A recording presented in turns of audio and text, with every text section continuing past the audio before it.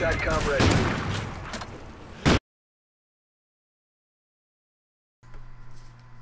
Hey guys, what's going on? My name is Daniel Cross, and today I want to talk to you guys about Call of Duty Ghosts Nemesis and the final finishing touch on Showtime, the new DLC map pack, which is a remake of Shipment from Call of Duty 4. If you have missed any of my other previous videos on the new DLC, go ahead and click some annotations on the screen. I probably recommend checking out Dynasty, as that is my favorite original map out of the new series, instead of being a remaked version of a map that we have from the past. So let's actually talk about Showtime or Shipment, whatever you guys want to call it. I really feel that this map is still the same. There's a couple changes to it, the design, but it still plays the same. And I still dropped like 80-90 kills within the short session I played at the Infinity Ward office. I thought it was pretty cool.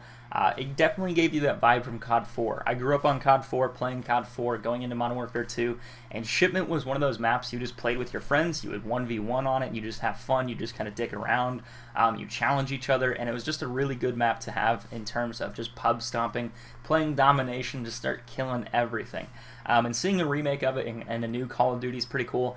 I definitely feel like, it doesn't matter what Call of Duty it's on, it's just a fun map all around. It's like Nuketown in that sense. It's extremely small. It's actually a lot smaller than Nuketown, and I found myself playing the same way I did on COD 4. I would try to go and grab the B flag in a certain way by laying down prone in the grass trying to cap the flag, or I go into that little shipment container and then sit there by the barrels trying to defend it, something like that.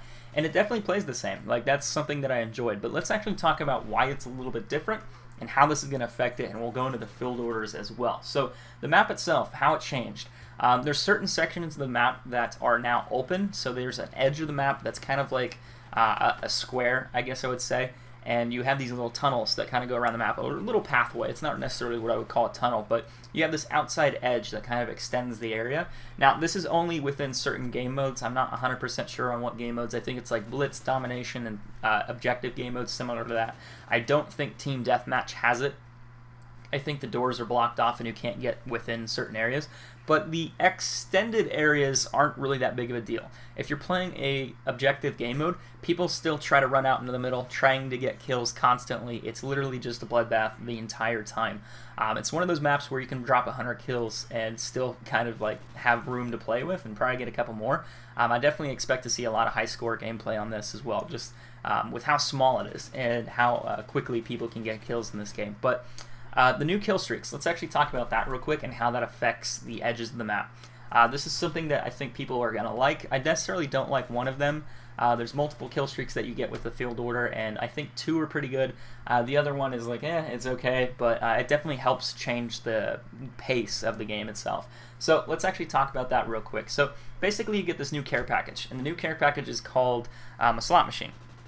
You call it in and hopefully you get it. It's a field order. So when you call this in and you get the slot machine, you get a couple options. You call it in and you roll it in this big theater. I guess since you're in a stadium, it shows on the stadium like what you're rolling. It's kind of like a casino or a lottery.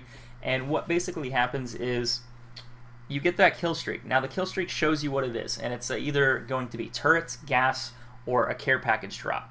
Now, you can actually get one of them, which is all of these at once, which is absolutely insane, but I'll get back to that in a little bit. So, the turrets. The turrets are probably the most dominant one actually on the map, and it's basically, the map gets about 5 or 6 sentry guns. I'm not 100% sure how many there are, but they start firing off really quickly and just basically kill anyone around you, and it's kind of hard to dodge, but if you're in the right place or, you're up against a wall, I think you'll be okay. It just depends where you're sitting, but it definitely causes a lot of chaos for the other team and kind of puts them at a disadvantage for about 30 or 60 seconds. It's not that big of a deal. The second one, it's kind of weak. It's probably the one that I didn't really like as much. It causes this gas, this poisonous gas, to go on the outside of the map. Now that gas itself will kill you. It takes time, but if you're camping or hiding on the edges, your best bet is to go into the middle of the map, and that's causing a lot of chaos for other people. It forces people back into the small shipment map that we know and love from COD 4, and just, kind of makes you run into the fight even if you don't want to be in there. So it definitely causes people to kind of get out of their little comfort zone and go into the middle and start getting shot at. So it definitely does change the map itself. It's not something that I would rely on to get kills, but I would probably rely on it just to make the game a little bit more active and hopefully pick up a few more kills when you call that in. So the other one is the care package. Basically, you get a care package to call in a care package, but it's this. I want to say it's an airdrop. Basically, you get about 6 or 7 care packages, give or take, maybe 8, and it drops them all over the map, all in like the middle of the map, everywhere. So you have a really tiny map where people are already fighting rather quickly and they're just going crazy over each other, and you drop 8 care packages in, which is kind of funny because people just go absolutely insane over it, and they try to grab them. Well, there's kind of a key to this, because once you call in that airstrike, or that, I guess I'd say it's a supply drop in a sense, you can actually get another slot machine out of that. So you got a slot machine you called in originally, and there could be another one within those care packages, so it's kind of important to go pick that up if you can. The other one itself, there's one more option. The fourth and final option is basically something that's called technical difficulties, and it literally calls in every single thing at once. So you get the gas, you get the turrets, and then you get the supply drop, dropping 8 care packages everywhere on the map at the same time.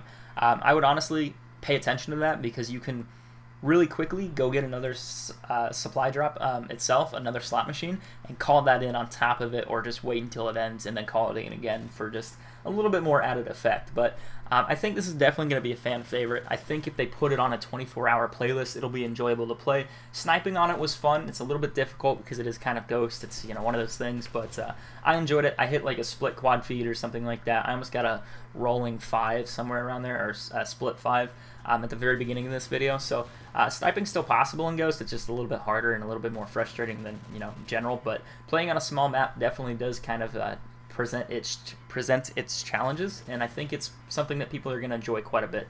Anyway, guys, it's Cross. If you missed my other videos, go ahead and click the annotations on the screen, and I will see you soon in another video. As always, take care.